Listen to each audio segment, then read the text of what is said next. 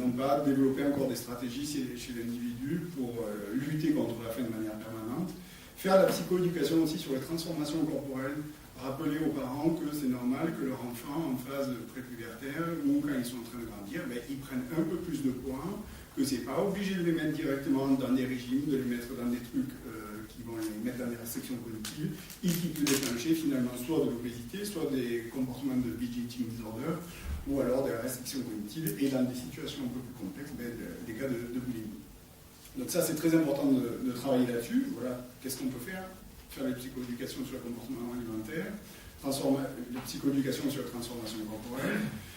Sur l'aspect communication dans la famille, des choses très classiques, plutôt assurer le soutien, l'écoute, l'accueil de la parole, le non-jugement, la non-critique, pour qu'en fait, il y ait une meilleure communication au niveau de la famille, que les patients puissent aussi parler de tout leur stress, leur angoisse du quotidien au niveau de l'école, au niveau du travail, etc. Donc si on a une communication qui est positive, du coup, ça peut mieux se passer dans la famille et on peut sortir peut-être plus rapidement au niveau de la boulimie. Je pense aussi à la vidéo du professeur Lechner qui habituellement s'adresse principalement à l'anorexie, mais qui finalement reprend la psychoéducation sur le comportement alimentaire, qui peut être un outil assez efficace pour aider les parents. Enfin, il y a les groupes de parole, mais comme je disais dans ma pratique clinique, je n'ai pas spécialement de parents qui viennent avec leur enfant qui souffre de boulimie, c'est plutôt dans les situations d'anorexie qui ont dérivé sur le comportement boulimique, et c'est à ce moment-là où on peut commencer à parler de tout ça. Les soins. Alors, comme je disais en introduction, le premier interlocuteur du soin, c'est la personne la plus importante, et je pense qu'elle doit être formée au minimum sur des techniques d'accompagnement. C'est-à-dire qu'elle sache faire l'alliance thérapeutique, qu'elle soit formée à l'entretien motivationnel, et Thierry Léonard nous en parlera cet après-midi, qu'elle soit dans une attitude d'écoute active, d'empathie, et d'augmenter la communication hypnotique. Je reviendrai dessus. C'est vraiment important qu'on ait ce minimum de formation pour pouvoir accueillir correctement les patients, parce que combien de fois en consultation j'ai entendu « je n'ai jamais parlé à mon médecin » parce que déjà c'est honteux comme comportement, et comme c'est très fermé comme attitude au niveau du médecin, vous n'avez qu'à faire un régime, vous n'avez pas pris de poids, c'est pas très grave, ça va vite se réguler, c'est pas pris en considération, et finalement on peut avoir un drop rapidement de ces patients et qui restent dans un comportement qui va se chroniciser. Donc c'est relativement important qu'on ait ce minimum de formation pour pouvoir accueillir.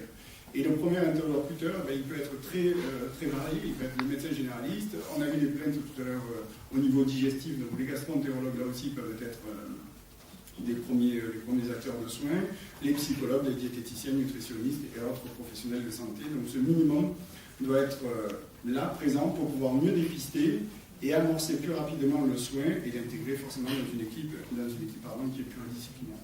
Ce qui me pose problème au niveau des comportements boulimiques, c'est cette phase-là, avant le trouble qui bascule dans une chronicité.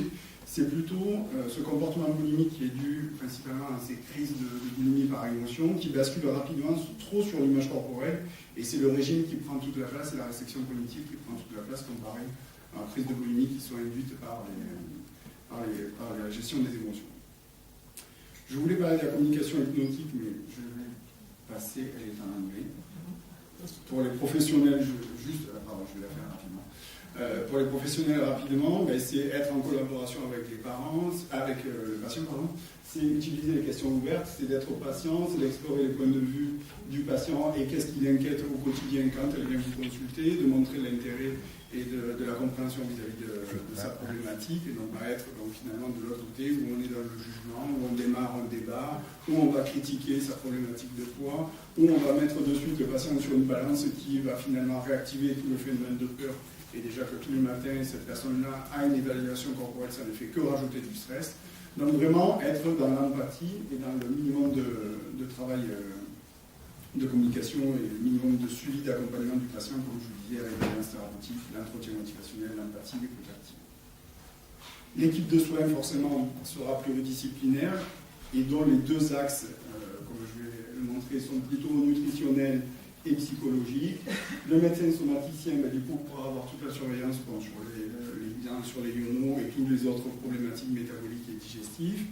L'avis des pédopsychiatres et des psychiatres peut être nécessaire pour la mise en place d'être traitement antidépresseur et d'observer toutes les comorbidités qui y a associées. Et c'est ce qu'on a vu avec Christine ce matin.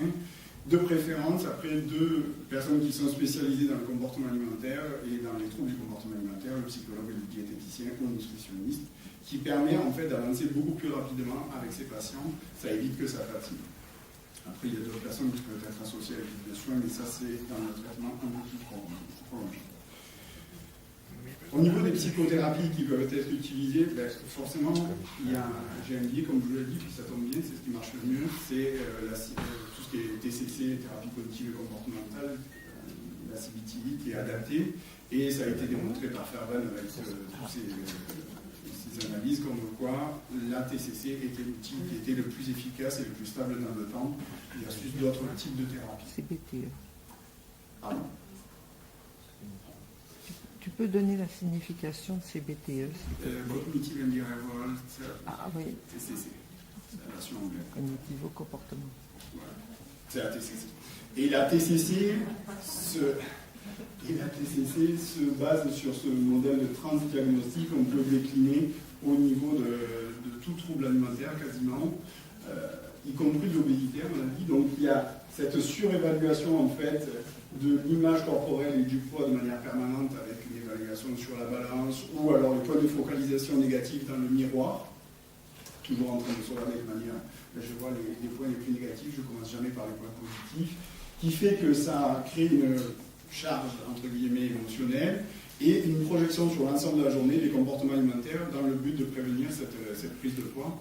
Donc du coup on a ce strict dieting, cette restriction cognitive et toutes les attitudes qui vont être mises en place pour pouvoir contrôler le poids, qui finalement vont conduire bien souvent en fin de journée, c'est ce qui pose toujours un peu la question entre la faim et les émotions, à ces crises de boulimie, ces stratégies qui sont utilisées pour prévenir la prise de poids, et puis on voit de l'autre côté cet aspect émotionnel qui finalement, comme je disais, on ne retrouve pas dans le DSM-5, et c'est dommage qu'on n'ait pas ce lien entre les deux. Donc forcément, tout ce qui est TCC va agir sur ce modèle-là, va agir sur l'image corporelle, va agir sur, en fait c'est une analyse fonctionnelle, va agir sur la restriction cognitive, va agir sur l'image corporelle, sur les stratégies de contrôle, et on va désamorcer la situation pour que ça se passe de mieux en mieux. Au niveau des déclencheurs, et là j'ai oublié de remarquer que je citais Johan van der Linden, les déclencheurs qui ont été repérés, ce sont les émotions qui sont qualifiées de négatives, donc par exemple la solitude, l'ennui, la tristesse et autres émotions qui peuvent être associées, le fait de ne pas avoir mangé, des pensées négatives et l'abus de l'alimentation. Voilà les 4 déclencheurs qui ont été identifiés au niveau des crises de